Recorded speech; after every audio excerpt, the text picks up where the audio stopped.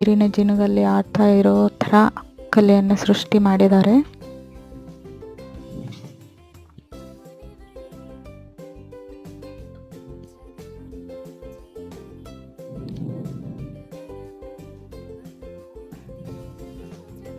ಪ್ರತಿಯೊಂದು ಹೆಜ್ಜೆ ಹೆಜ್ಜೆಗೂ ಸಹ ಕಲೆಯನ್ನು ತೋರಿಸಿದ್ದಾರೆ.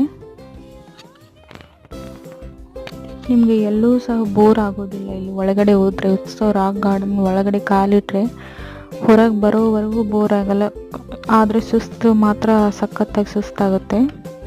ಆದರೆ ಬೋರಿಂಗ್ ಅನ್ನೋದು ಇರೋದೇ ಇಲ್ಲ. ಇನ್ನೂ ನೋಡಬೇಕು ಅನಿಸುತ್ತೆ, ಬಟ್ ಸುಸ್ತಾಗುತ್ತೆ, ಅಷ್ಟೊಂದಿದೆ ನೋಡಿ. ಪ್ರತಿಯೊಂದರಲ್ಲೂ ಸಹ, ಪ್ರತಿಯೊಂದು ಕಂಬದಲ್ಲೂ ಸಹ, ಪ್ರತಿಯೊಂದು ಹೆಜ್ಜೆಯಲ್ಲೂ ಸಹ ಕಲೆಯನ್ನು ಸೃಷ್ಟಿ ಮಾಡಿದ್ದಾರೆ.